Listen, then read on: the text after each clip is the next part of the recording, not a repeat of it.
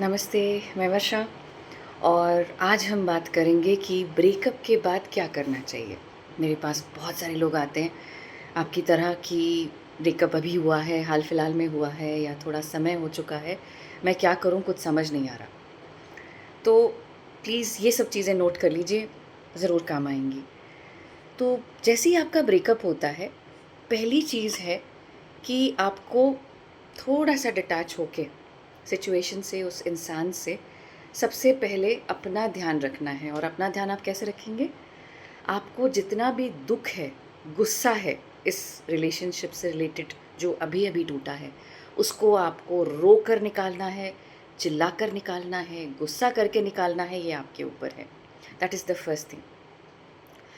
दूसरी बात, जब आपका गुस्सा निकल जाता है तो दूसरा स्टेप आता है, जब आप ये सोचेंगे कि ये जो ब्रेकअप अभी हुआ है, ये टेम्पररी है या परमानेंट है। ठीक है, अगर तो ये टेम्पररी है, टेम्पररी ब्रेकअप क्या होता है? जब हम चाहते हैं कि हमारा पैचअप हो जाए, ठीक है? तो अगर आप ये सोचकर, आपको बैठकर सोचने से समझ में आ रहा है कि भाई मुझे इस इंसान के पास वापस जाना है, तो आपका अगला स्टेप क्या होना चाहिए उस पैचअप के लिए? प्लीज़ 1 हफ़्ते का गैप दे दीजिए। इस 1 हफ़्ते के दौरान आप उस इंसान से बात करने की कोशिश मत कीजिए। सामने वाले को थोड़ा वक़्त दीजिए कि वो सोचे, समझे क्या हुआ है, ठीक है? उसके बाद आप उस इंसान को अप्रोच कीजिए। सो 1 वीक का गैप देकर आप अप्रोच कीजिए, उनसे मिलिए और फ़ोन पे बात मत कीजिए प्लीज़। फ़िज़िकली मिलकर बात करनी है, सॉर्ट करना है कि क्या कहाँ गलत हुआ, हम इसको कैसे ठीक कर सकते हैं और कैसे एक दूसरे के साथ फिर से कनेक्ट कर सकते हैं और इस रिलेशनशिप को आगे बढ़ा सकते हैं।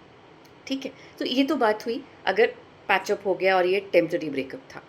व्हाट अबाउट अगर ये परमानेंट ब्रेकअप है? क्योंकि आपको तो पता चल जाएगा कि भई आप नहीं निभा पा रहे हैं या फिर वो इंसान निभा नहीं पा रहा है और आप नहीं जाना चाहते।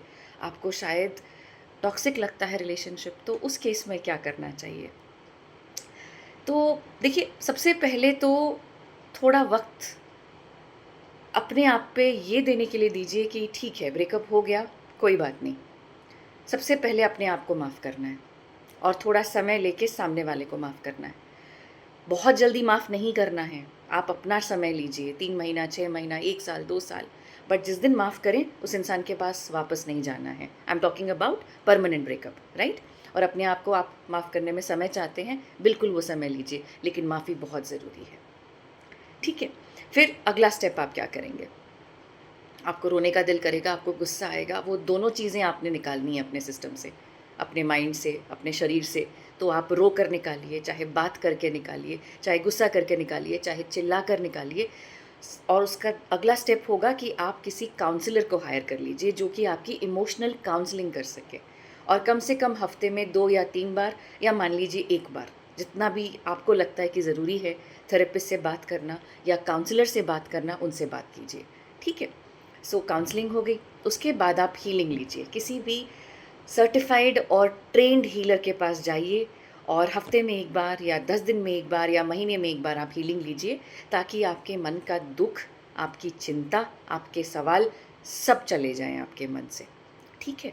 और इस दौरान आप एक साइकिक या टैरो कार्ड रीडर को भी हायर कर सकते हैं, जो आपके क्वेश्चंस के आंसर्स दे पाए। जितने भी आपके प्रश्न हैं वो उसके उत्तर दे पाए। और देखिए, किसी भी रीडर के पास जाकर, चाहे आप एक रीडर के पास जाइए या बहुत सारे रीडर्स के पास जाइए, डिसीजन आपका होना चाहिए कि आपको क्या करना है। एक रीडर आपको पॉसिबिलिटी बता सकता है, रियलिटी नहीं। ठीक है? तो उनकी बात सुनिए, ज्योतिषों के पास जाइए, उनकी बात सुनिए, बट करिए वही जो आपको सही लगे। अगर आपका दिल कहता है कि आपको किसी की वेट करनी चाहिए, तो वेट कीजिए। अगर आपका दिल कहता है कि मूव ऑन करना चाहिए, तो मूव ऑन कीजिए। लेकिन अपने दिल की सुननी है और अपने रिलेशनशिप के बारे में किसी से डिस्कस नहीं करना है। जितनी मुँह उतनी बातें, आप और कन्फ्यूज़ हो जाएँगे। ना घर वालों से कुछ पूछना है, ना दोस्तों से, ना भाई-बहनों से। अपना डिसीज़न खुद लेना है, क्योंकि ये आप 2 लोगों की बात है, किसी तीसरे को नहीं लाना है। अगला स्टेप, एक ब्रेक जब आप लेते हैं, मतलब जब आपका परमानेंट ब्रेकअप हो गया, तो कम से कम 3 साल का गैप आना चाहिए दूसरे रिलेशनशिप के लिए। एकदम से दूसरा रिलेशनशिप मत शुरू कीजिए कि ब्रेकअप हुआ और हम हफ्ते में किसी और के पास हैं, या 15 दिन में हम किसी और के पास चले गए, या महीने 2 महीने में चले गए। वो कभी नहीं करना चाहिए, क्योंकि इस पहले रिलेशनशिप के दुख, नेगेटिव पैटर्न, ठीक है, चिंता और न जाने कितनी चीज़ें आप उस दूसरे रिश्ते में भी ले जाएंगे अनजाने में। ठीक है, तो कभी भी 2 रिलेशनशिप के बीच में ऐसा नहीं होना चाहिए कि सिर्फ 4-5 दिन का गैप है, महीने का गैप है या 6 महीने का गैप है। नहीं, 3 साल का गैप होना चाहिए। ठीक है? अब आगे आप क्या करेंगे? जब आपको पता चल गया कि अब ये रिलेशनशिप नहीं हो सकता, तो आप फिर अपने आप पे ध्यान देंगे, अपनी हेल्थ पे ध्यान देंगे, अपनी खुशी का ख्याल रखेंगे और अपनी ड्रीम्स को जिएँगे। क्या है आपका सपना? क्या है आपका पैशन? क्या है वो चीज़ जिससे आपको खुशी मिलती है ना? उस चीज़ को ढूँढिए और फिर उस पे काम कीजिए। और कभी भी ज़रूरत पड़ती है तो मैं हमेशा हूँ, आप मुझे कांटेक्ट कर सकते हैं ईमेल पे, मैसेज पे या फिर चैट पे, या मेरा व्हाट्सएप नंबर भी है। किसी भी तरीके से आप मुझे कांटेक्ट कर सकते हैं असिस्टेंस के लिए। बहुत बहुत आप लोगों को आशीर्वाद और बहुत सारा प्यार। प्लीज़ अपना ख्याल रखिए। नमस्ते।